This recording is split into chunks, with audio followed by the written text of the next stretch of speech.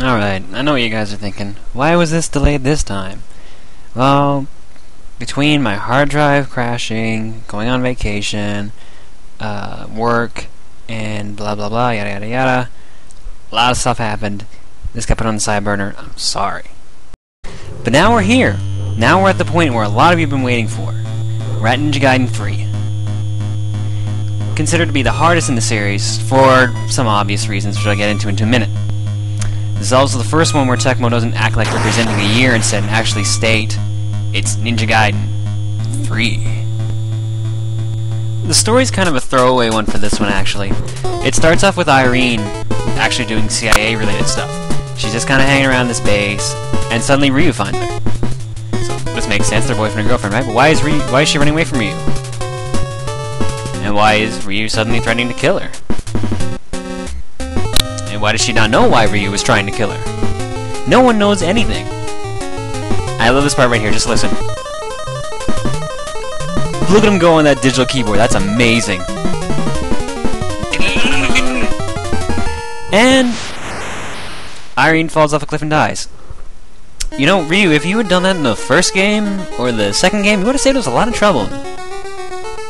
Killed a mission cardinal, and that mission name will never be mentioned again anywhere else in the game. And this can go away now. We got the point. Go away now. Thank you. Alright, Ryu. Of course, everyone knows this. He's a descendant of the Dragon Clan. Technically, he didn't eliminate her. She kind of walked off the cliff herself.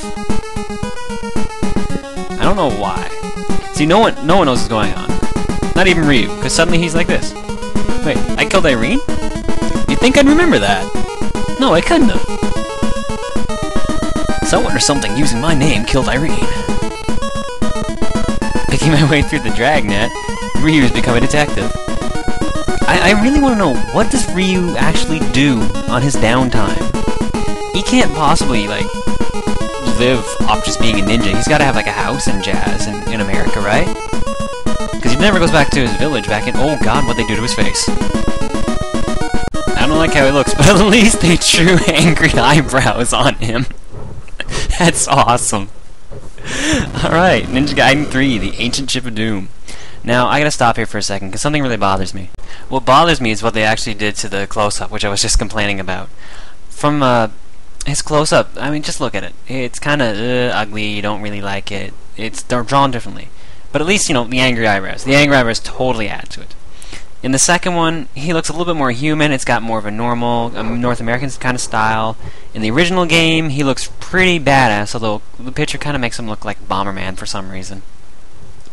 But enough about my pickiness. Let's get into it. They changed the pitch and they changed the picture. The actual axe screen's now animated.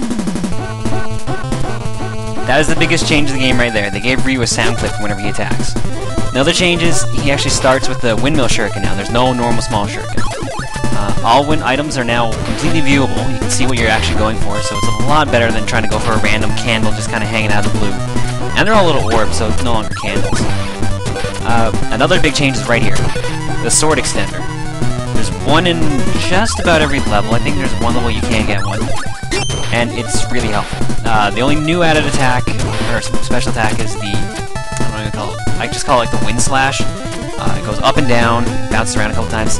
You'd think it'd be useless, but it's actually really helpful. Now, my biggest peeve with this game is the difficulty. Everyone knows Ninja Gaiden 3, or at least who knows the series, knows Ninja Gaiden 3 is the hardest. But some of them don't know why.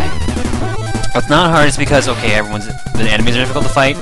It's hard because they artificially up the difficulty. Every enemy does double damage in the US version. Yes, just the US version. A normal enemy will do 2 hits of damage to you. They'll go up to 3 to 5. It just shoots up like crazy. It's like this boss can do at least 4 hits of damage every time you get hit by that flame. Fortunately, I'm lucky enough to dodge all his attacks. I actually got through this whole level without getting hit. Pretty good. But they took out my stupid jump flip, so I have to do this now to do a victory taunt. I'll survive. Like I said earlier, the plot's pretty throwaway.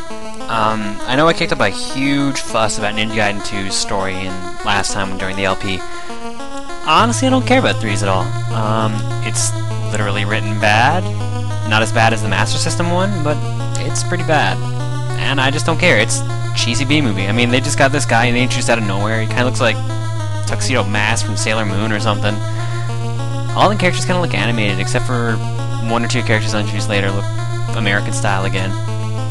And this guy just comes out of nowhere. He's like, "Oh, it's Ryu," as if everyone knows the blue ninja who runs around killing people. Who is the enemy?